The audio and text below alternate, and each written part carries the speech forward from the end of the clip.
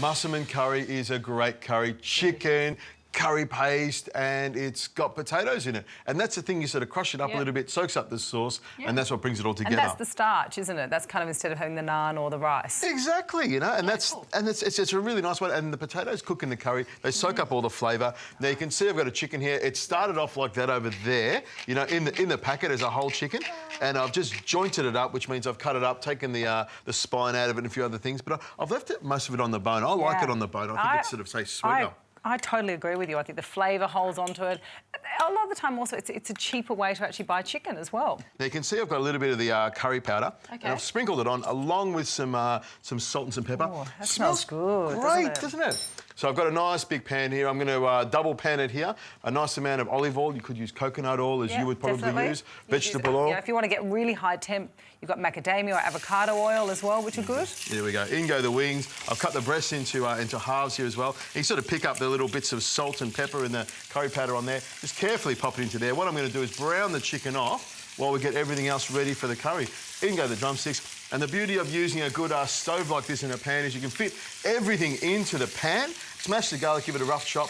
Ginger there, give it a microplane. The turmeric, about half a finger of turmeric, give that a microplane as well. And then the perino tomatoes, cut them in half. What I'm going to do is get going in the pan here. I've got a lemongrass here. Give that a bit of a bruise with the back of it. And what I'll do, Zoe, just carefully slice it in half. Oh, nice. OK, that's a nice way to do it. And then be careful when you slice it in half. You know, using a sharp knife, you'll actually, if you're not careful, you can roll on you and cut you. I've done it before, so be really careful. With the onion, I'm just going to slice it all the way through the middle here like this, so it's nice and garlic. thin strips. My hands are going to smell like garlic for weeks. You'll be dreamy about garlic because it'll be what you smell on the pillow tonight. There we go. Now I've got some kaffir lime leaves as well, and I'll probably have 2 or 3 of them in there. And then of course I've got some curry leaves, which I love curry leaves. Out of the packet like this. They're great when they're fresh like this. But another tip, if you don't use all of them, what you can do is pop the container in the freezer. And they hold.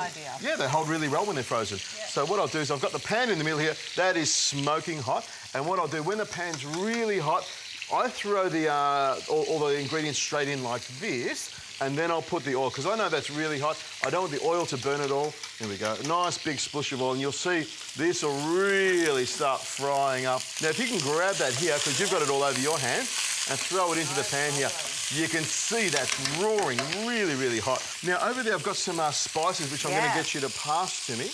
I've got some cardamom pod. If you grab that cardamom pod, pop it on the board there, and give it a bit of a squash with your knife. And what that does is it breaks up the cardamom seeds. See that?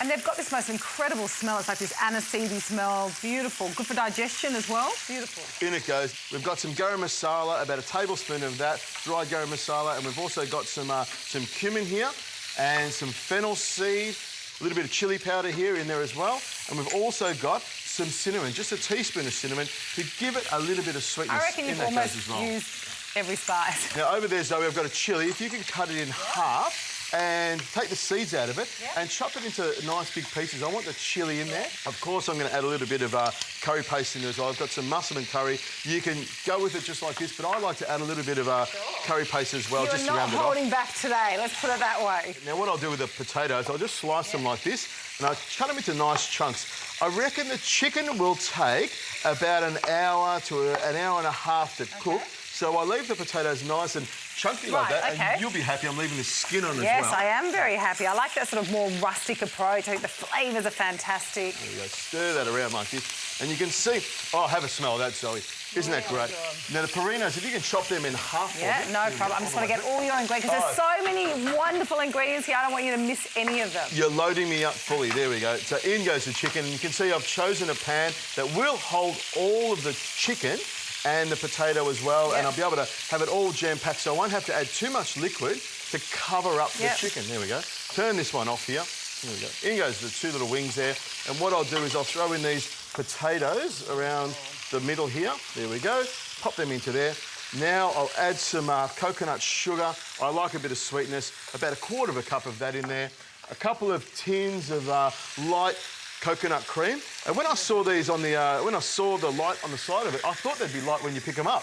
but it's actually some other sort of light. I don't even know. There we go. Now, in goes some chicken stock. You can use water if you want. There's so much flavour in here that water would be OK. In goes the tomatoes. I like the tomatoes because these will break apart and give it a little bit of body.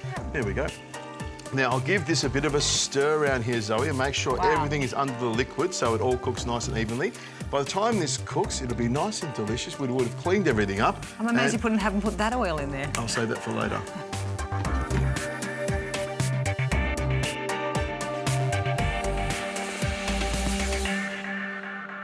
Look at that. I'll throw a bit of fresh coriander in that now. And the trick is to just stir that in just a little bit so you get that fresh flavour. You like that? Yeah, I really do. I mean, it's a beautiful, big, intense, robust kind of curry. So I like that word, robust. I love that. But I think it does need the freshness, and I see we've got a little bit of lime there. I think that's going to cut through it a bit. Nice, really yummy. And look how thick that sauce is. That's the other thing about the potatoes is that because we've cut them open like that, the starch comes out of the potato and helps to thicken the curry up. We'll put a couple of little pieces on top there. A little bit of tomato in there for some red. There we go, and that green, of course. And I've just covered my shirt in the curry as well. You've got turmeric stains. Turmeric stains all over me. Now, I'll just wipe down the side there like that so it's nice and clean. A little bit of fresh coriander on top. And if you want, you can squeeze a bit of lime. Love the lime. A zing, you know. Yeah. There we go. Just freshens it up that little bit.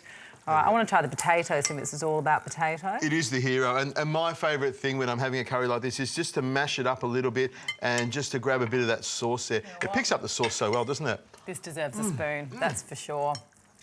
The flavour is great. I mean, it's got a lot of intensity to it, lots of different spices. But this is a really kind of comforting type food, if you ask me. I love this sort of curry, and I think it works really well with potato. You could use rice, or you could use bread, naan bread, but I reckon potato is the best. You know what? Potatoes really are the unsung hero. They're so versatile, sweet, savoury, but ultimately delicious.